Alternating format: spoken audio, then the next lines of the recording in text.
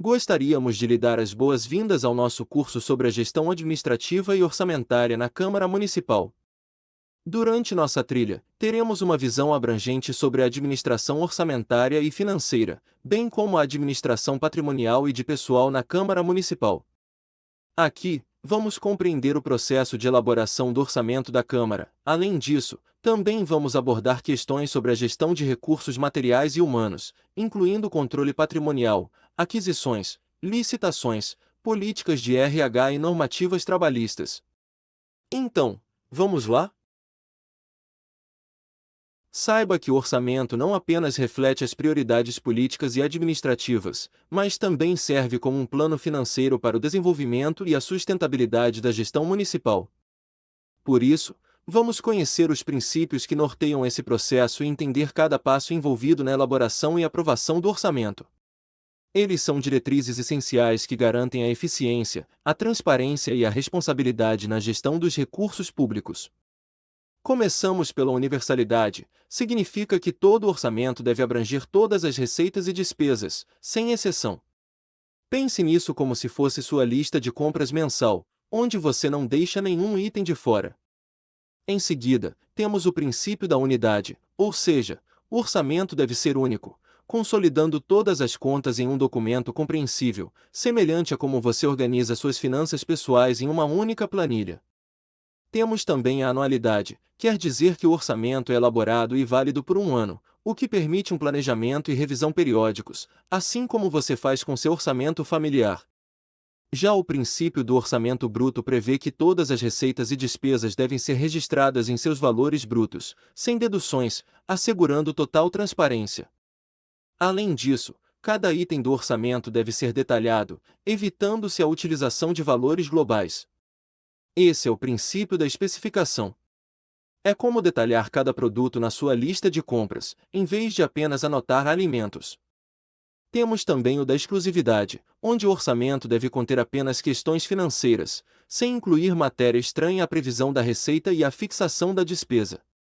Vamos aprofundar estes princípios orçamentários com um exemplo prático para ilustrar como esses conceitos são aplicados em uma situação real. Para isso, imagine a situação da organização de um grande evento comunitário pela Câmara Municipal, como um festival cultural anual. Ao planejar o orçamento do festival, todos os custos previstos, desde a contratação de artistas até a segurança e a limpeza do local, devem ser incluídos. Não se pode deixar de fora despesas menores, como a impressão de panfletos, pois cada detalhe conta para o sucesso e a transparência do evento. O orçamento do festival é consolidado em um único documento. Isso significa que, em vez de ter orçamentos separados para diferentes comitês ou atividades, como música, alimentação e segurança, há um orçamento abrangente que cobre todas as áreas do evento, facilitando a compreensão e o gerenciamento. O orçamento é elaborado considerando que o festival acontece anualmente. Portanto, o planejamento financeiro é feito para cobrir todas as necessidades do evento dentro do ano fiscal em questão, permitindo uma revisão e ajustes para o festival do próximo ano, com base no desempenho e feedback deste ano. Todos os custos e receitas do festival são registrados em seus valores brutos. Por exemplo, se a Câmara espera arrecadar fundos com a venda de ingressos, este valor é incluído na íntegra, sem deduzir previamente os custos associados, como taxas de serviço ou comissões, garantindo clareza e transparência. Cada item do orçamento é detalhado. Em vez de um valor global para entretenimento, o orçamento especifica quanto será gasto com cada artista, palco, equipamento de som e iluminação. Isso ajuda a evitar surpresas e garante que os fundos sejam alocados corretamente. O orçamento do festival foca estritamente em aspectos financeiros, evitando a inclusão de questões não monetárias. Por exemplo, a escolha dos artistas é baseada em critérios artísticos e de popularidade, mas o orçamento em si não debate esses critérios, ele apenas aloca os recursos financeiros para suas contratações. Dessa forma podemos enxergar como estes princípios orientam a elaboração de um orçamento responsável e transparente para eventos públicos, assegurando que cada aspecto do evento seja cuidadosamente planejado e financiado, refletindo o compromisso da Câmara Municipal com a boa governança e a prestação de contas à comunidade. Agora, Vamos falar sobre o processo de elaboração e aprovação do orçamento, este que é um procedimento meticuloso e participativo que envolve várias fases. Tudo começa com a definição das prioridades e metas para o próximo ano. Aqui, os departamentos da Câmara apresentam suas necessidades e expectativas, como uma família decidindo sobre seus gastos futuros. Na fase de formulação, as propostas são consolidadas em um projeto de orçamento. É como reunir todas as listas de compras da família em um plano de gastos único. O projeto de orçamento é então apresentado à Câmara para análise. Imagine isso como compartilhar sua proposta de orçamento familiar com todos os membros da família para feedback. Após isso, os vereadores discutem o projeto e podem propor emendas. É semelhante a uma reunião familiar onde todos podem sugerir ajustes no plano de gastos. Depois das discussões e ajustes, o orçamento é votado e, se aprovado, torna-se lei. Com o orçamento aprovado, inicia-se a implementação das despesas planejadas. Imagine isso como começar a fazer as compras e pagar as contas conforme planejado no orçamento familiar.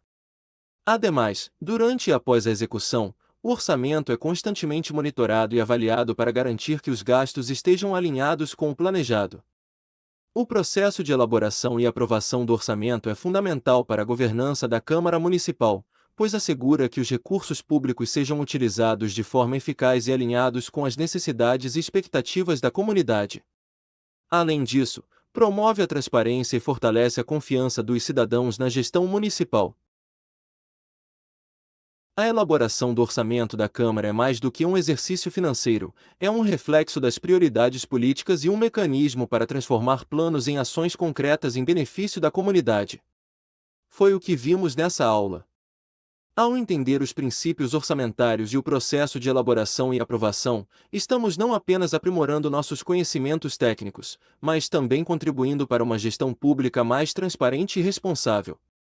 Por isso, se mantenha sempre engajado, pois cada um de nós tem um papel vital nesse processo. Nos vemos na próxima aula, onde exploraremos ainda mais os desafios e oportunidades da gestão orçamentária e financeira na Câmara Municipal. Até lá! Olá! Vamos dar início a mais uma aula, onde daremos continuidade em nossos estudos, dessa vez, abordando um assunto que anda lado a lado com a elaboração do orçamento da Câmara. Estamos falando da execução orçamentária e financeira. Você sabe o que ela é? Pois vamos entendê-la a partir da gestão de receitas e despesas, e também, o controle e transparência fiscal. Esta etapa é crucial para transformar planejamentos em ações concretas, garantindo que os recursos sejam utilizados de forma eficiente para atender às necessidades da comunidade. Sendo assim, vamos lá! Afinal, o que significa a gestão de receitas e despesas? De um modo simples, ela é o coração da execução orçamentária. Significa monitorar e administrar o dinheiro que entra e o dinheiro que sai das contas da Câmara Municipal. Basicamente, isso deve ser feito da seguinte forma. A gestão inicia com o acompanhamento rigoroso das receitas previstas, como impostos, contribuições e transferências governamentais. Em paralelo, as despesas são programadas e realizadas conforme as alocações orçamentárias aprovadas, seguindo os princípios de eficiência e economicidade. Esta tarefa é geralmente atribuída ao Departamento Financeiro da Câmara, sob a supervisão direta do tesoureiro e do controlador, com a colaboração de todos os departamentos para garantir a aderência aos limites orçamentários. Para que possamos assimilar melhor, vamos a um exemplo prático. Suponha que a Câmara esteja planejando um projeto de revitalização de parques. As receitas são estimadas com base em fundos alocados e as despesas são distribuídas entre materiais, mão de obra e manutenção. Na prática, a gestão de receitas e despesas envolve um acompanhamento minucioso e adaptativo. Digamos que o orçamento aprovado para este projeto seja de R$ 500 mil, com as receitas previstas oriundas de uma combinação de fundos municipais, estaduais e doações. As despesas foram estimadas contemplando R$ 200 mil para materiais de construção, R$ 150 mil para mão de obra e R$ 150 mil para equipamentos e manutenção. Além disso, imagine que devido a uma crise econômica, as transferências estaduais sejam reduzidas em 20%, resultando numa diminuição significativa das receitas disponíveis. Isso exigiria uma reavaliação urgente das despesas planejadas. Nesse caso, qual seria uma boa estratégia? Pois bem, a Câmara poderia priorizar as atividades essenciais do projeto, como a segurança do parque, adiando elementos menos críticos, como a instalação de novos equipamentos de lazer. Outra abordagem seria buscar eficiências nos custos, como negociar preços mais baixos com fornecedores ou optar por materiais alternativos mais econômicos. Ainda assim, durante a execução, pode-se descobrir que os custos de materiais aumentaram em 15% devido a flutuações no mercado, elevando a despesa de materiais para R$ 230 mil. Para lidar com esse sobrecusto sem comprometer a qualidade do projeto, a gestão poderia reavaliar o escopo do projeto, reduzindo a área de revitalização ou alterando o design para incluir mais espaços verdes, que requerem menos materiais de construção. Podemos levar em conta também outro tipo de situação, como, por exemplo, a ineficiência na mão de obra. Imagine que a execução do projeto revele esse problema, com o trabalho progredindo mais lentamente que o previsto, ameaçando aumentar os custos devido a horas extras. Nesse caso, uma solução seria revisar o planejamento de trabalho com o contratante para otimizar a eficiência, talvez introduzindo mais turnos com menos horas extras. Alternativamente, parte do trabalho poderia ser subcontratada para especialistas que possam realizar tarefas específicas mais rapidamente. Essas situações exemplificam a necessidade de um sistema de monitoramento e revisão contínuos, permitindo ajustes rápidos à medida que as condições mudam. Usar um software de gestão financeira, por exemplo, pode facilitar o acompanhamento em tempo real das receitas e despesas, permitindo que os responsáveis tomem decisões informadas rapidamente. Além disso, é essencial manter uma comunicação clara e transparente com todas as partes interessadas, incluindo a comunidade, sobre as mudanças no projeto. Isso não só mantém a confiança pública, como também pode abrir portas para soluções criativas e apoio adicional da população. O que nos leva ao controle e transparência fiscal, afinal, são pilares que asseguram a boa governança das finanças públicas. Eles envolvem a supervisão das operações financeiras e a disponibilização de informações sobre a gestão fiscal para o público. O controle fiscal é frequentemente exercido por um órgão de controle interno da Câmara, enquanto a transparência fiscal é uma responsabilidade compartilhada entre todos os setores do governo municipal, incluindo a necessidade de plataformas de dados abertos para o público. Utilizando o exemplo do projeto de revitalização de parques, o controle fiscal asseguraria que os pagamentos aos fornecedores sejam feitos após a entrega e a verificação dos materiais. Enquanto que para a transparência, os detalhes do projeto, incluindo custos e progresso, seriam publicados em um portal de transparência online. E se houver suspeitas de má gestão de fundos?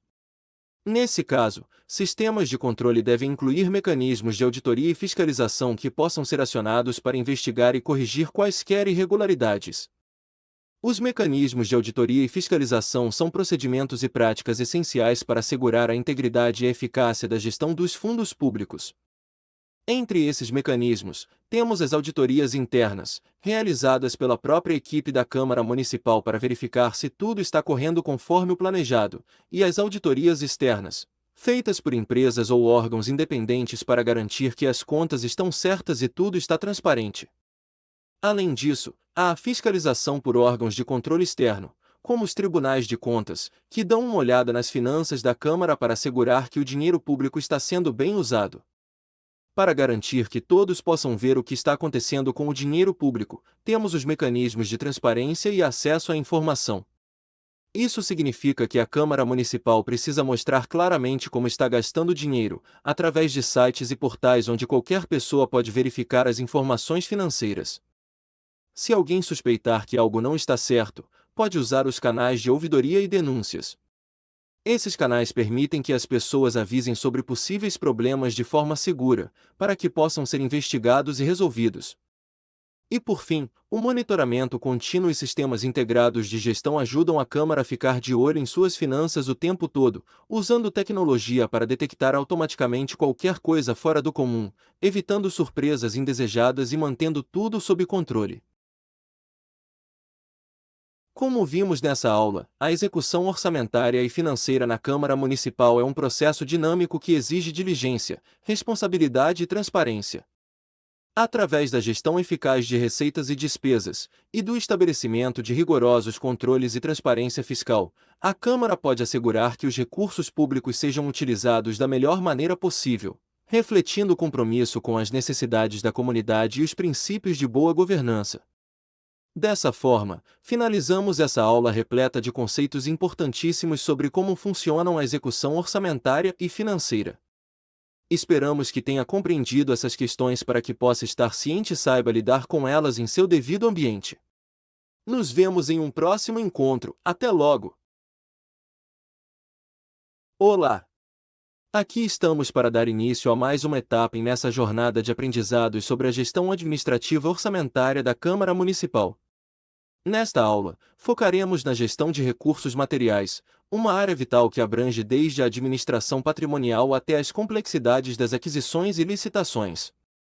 Essa gestão não apenas assegura a eficiência e a economia na utilização dos recursos públicos, mas também reforça a transparência e a responsabilidade na administração municipal. Entenderemos sua importância, os processos envolvidos e como lidar com imprevistos. Vamos lá?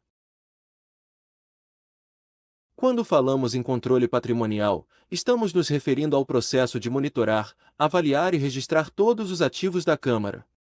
Isso envolve manter um registro detalhado dos bens, suas condições, localizações e valores.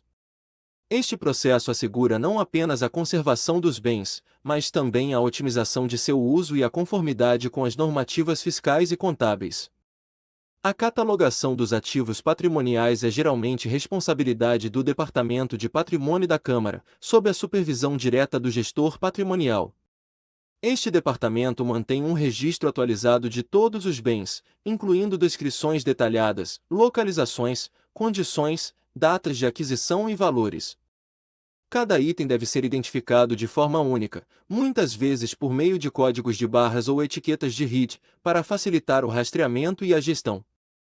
Realizar avaliações regulares do estado físico e do valor de mercado dos ativos é crucial. Isso envolve inspeções periódicas para verificar o estado de conservação e a funcionalidade dos bens, além de reavaliações para ajustar os valores contábeis conforme depreciação ou valorização. Inclusive, especialistas externos podem ser contratados para avaliações mais técnicas, especialmente para bens de alto valor ou complexidade. Por isso, manutenções preventivas devem ser sempre consideradas, afinal, são essenciais para prolongar a vida útil dos ativos e garantir seu funcionamento adequado. O Departamento de Patrimônio, em colaboração com o setor de manutenção, deve estabelecer cronogramas de manutenção baseados nas recomendações dos fabricantes e nas normas aplicáveis. Estes cronogramas são adaptados conforme o uso e as condições ambientais em que os bens estão expostos. Os responsáveis pela gestão patrimonial devem estar sempre atentos às mudanças nas legislações pertinentes, aos padrões contábeis e às melhores práticas de mercado.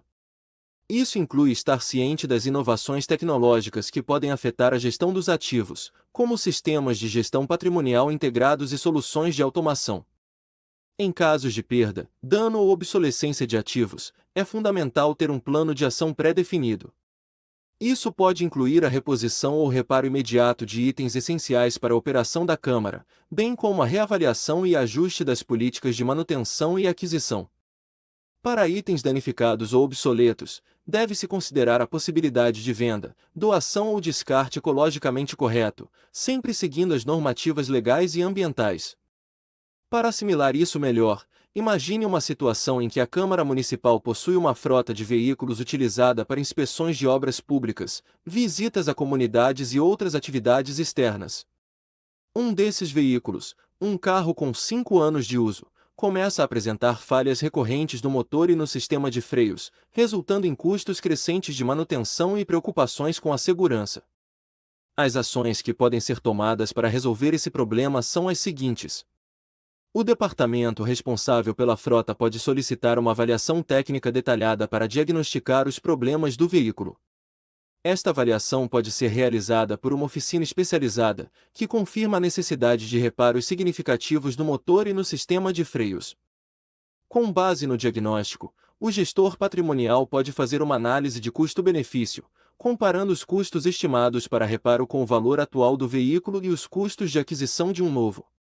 Essa análise pode revelar que os custos de reparo são próximos ao valor de mercado do veículo e que um modelo mais novo ofereceria melhor eficiência de combustível e recursos de segurança. Diante dessas informações, a substituição do veículo pode ser uma boa solução. O gestor patrimonial então inicia o processo de aquisição de um novo veículo, seguindo os procedimentos de licitação conforme a legislação vigente. Paralelamente, são tomadas medidas para vender o veículo antigo no estado em que se encontra, minimizando as perdas. Após a aquisição do novo veículo e a venda do antigo, o Departamento de Patrimônio atualiza o inventário, registrando a baixa do veículo antigo e a inclusão do novo, junto com todos os detalhes relevantes, como o valor de aquisição, data, características e localização. Para que tudo seja conduzido do jeito certo, as etapas e decisões devem ser documentadas e comunicadas aos stakeholders relevantes, garantindo a transparência do processo. Além disso, as informações podem ser disponibilizadas no portal de transparência da Câmara, permitindo que o público acompanhe a gestão dos recursos materiais. Este exemplo ilustra como uma situação envolvendo um recurso material demanda uma abordagem sistemática e criteriosa para a resolução, envolvendo diagnóstico, análise, tomada de decisão baseada em dados, execução de ações corretivas e comunicação eficaz, garantindo a responsabilidade e eficiência na gestão patrimonial. Agora, vamos entender como lidar com aquisições e licitações. O Departamento de Compras, em colaboração com o setor jurídico, é tipicamente responsável por lidar com essas questões, devendo seguir estritamente as normas e legislações aplicáveis. Na prática, esse processo inicia com a definição das necessidades, seguida pela escolha do procedimento de licitação mais adequado, publicação de editais, análise de propostas, finalmente, a contratação. Mas para que possamos compreender melhor, vamos considerar a seguinte situação hipotética que demanda um olhar cuidadoso e ação decisiva por parte dos responsáveis.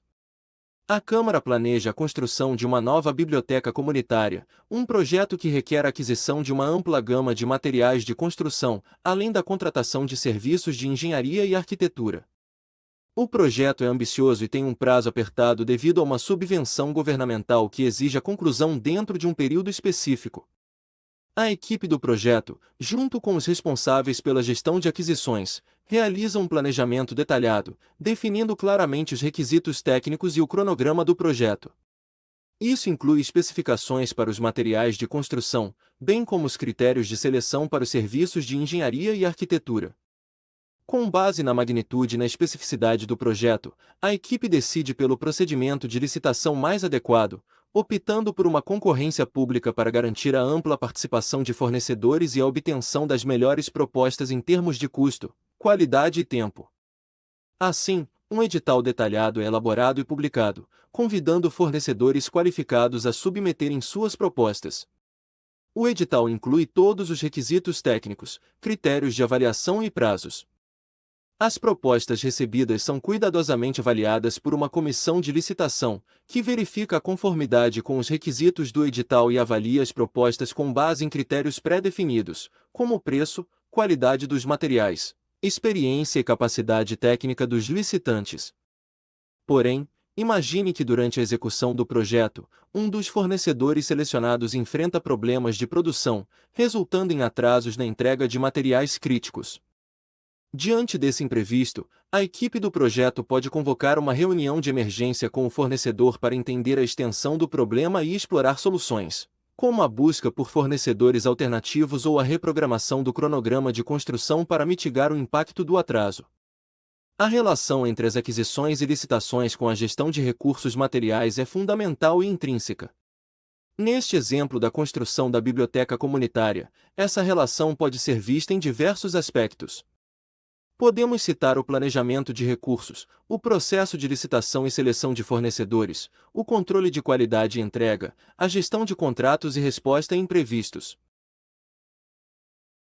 Conforme chegamos à conclusão da nossa aula, podemos afirmar que a gestão de recursos materiais é um pilar fundamental para a eficiência e a integridade da administração pública. Por meio de um controle patrimonial rigoroso e de processos de aquisições e licitações bem definidos, a Câmara Municipal pode assegurar o uso responsável e transparente dos recursos públicos, atendendo às necessidades da comunidade de maneira eficaz. Ao enfrentarmos imprevistos, é a nossa capacidade de adaptação e ética que sustentará a confiança do público em nossa gestão. Por isso, reflita sobre esses aspectos sempre que possível, antes de tomar suas decisões como membro dessa engrenagem que é a Câmara Municipal. Dessa forma, encerramos essa aula e nos vemos na próxima. Até breve! Estamos começando mais uma aula onde vamos expandir ainda mais nossos conhecimentos sobre os aspectos que circulam a gestão administrativa e orçamentária da Câmara Municipal. Pois bem, neste encontro, vamos abordar um tema que complementa e contribui para uma boa gestão, que são os recursos humanos.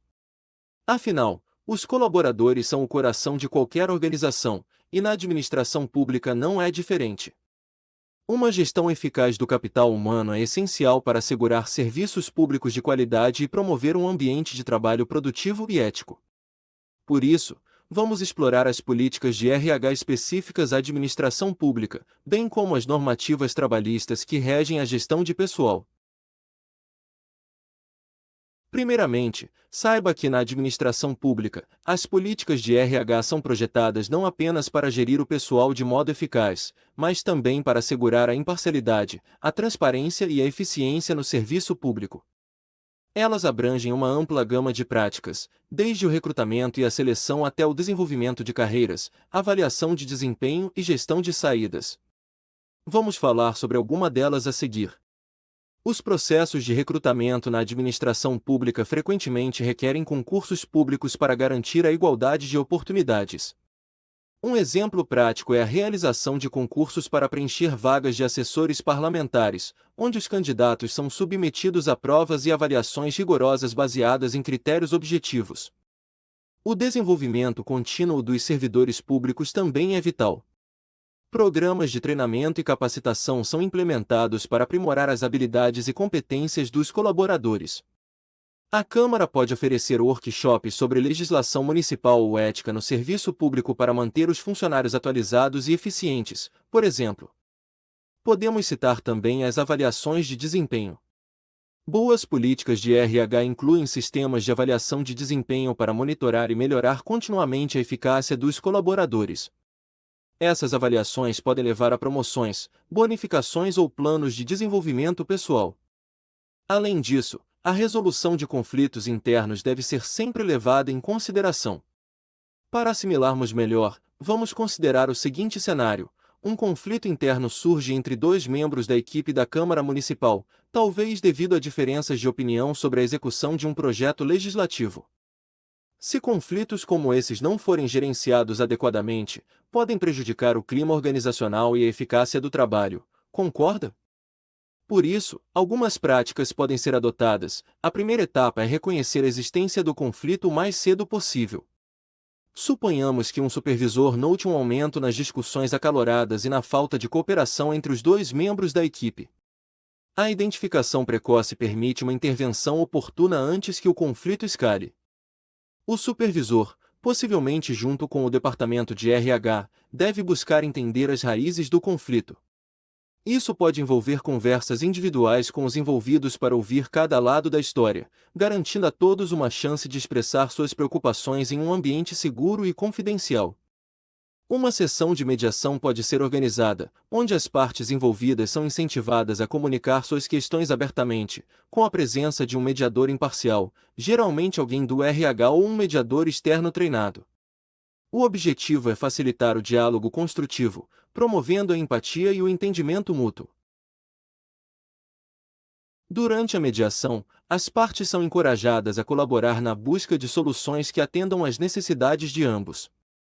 Isso pode envolver compromissos ou a criação de novas abordagens para o trabalho em equipe e a execução de projetos. Uma vez alcançado um consenso, os acordos são formalizados e um plano de ação é estabelecido. É crucial que o Departamento de RH acompanhe a situação para garantir a implementação dos acordos e avaliar a necessidade de ajustes ou apoio adicional. E além da resolução do conflito imediato, a Câmara pode investir em treinamentos regulares em resolução de conflitos e comunicação eficaz para todos os funcionários. Isso ajuda a criar uma cultura organizacional onde os desacordos são vistos como oportunidades para crescimento e inovação.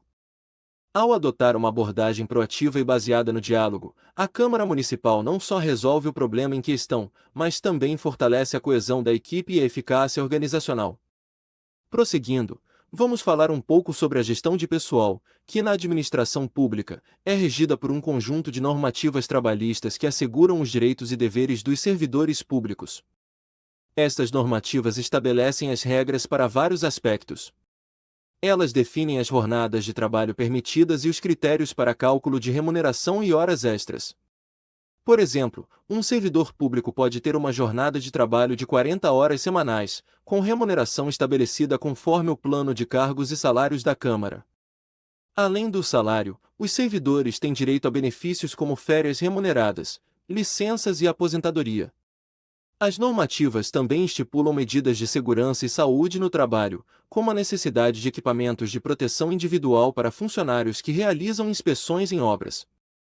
As normativas trabalhistas também orientam a resolução de conflitos trabalhistas e o processo de saída de colaboradores, seja por aposentadoria, demissão ou exoneração, garantindo que sejam tratados de forma justa e de acordo com a lei. Vamos considerar uma situação cotidiana comum nas questões trabalhistas para entendermos melhor esse aspecto. Suponha que, devido a uma sessão legislativa importante e urgente, vários funcionários da Câmara Municipal tenham que trabalhar além de suas horas regulares de trabalho. Isso resulta em um acúmulo significativo de horas extras, levantando questões sobre compensação, bem-estar dos funcionários e conformidade com as normativas trabalhistas.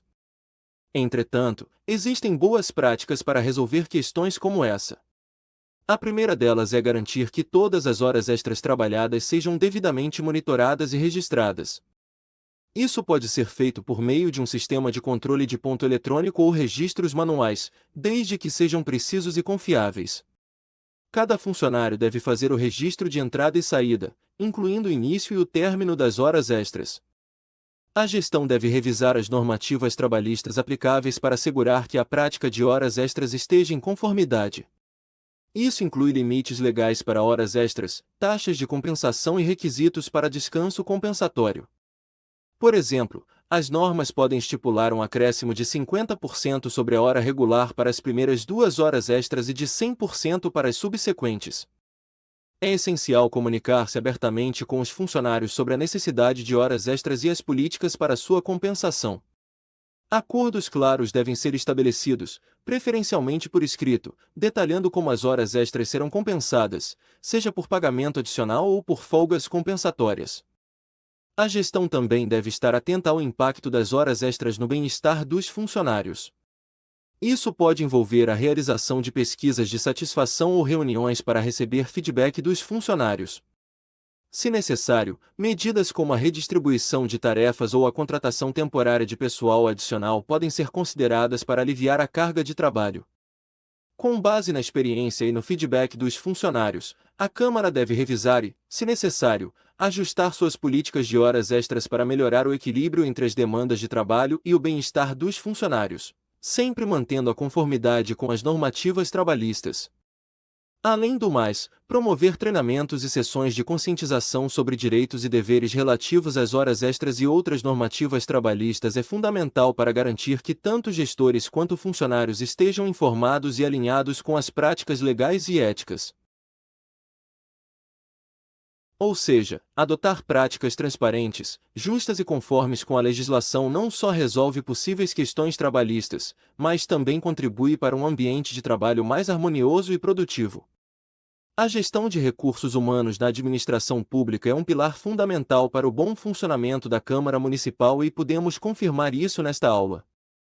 Políticas de RH bem estruturadas e a aderência às normativas trabalhistas asseguram não só a eficiência e a produtividade dos serviços públicos, mas também promovem um ambiente de trabalho justo e motivador.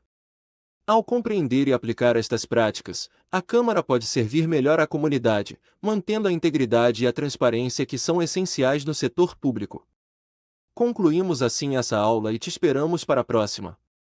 Então, até logo!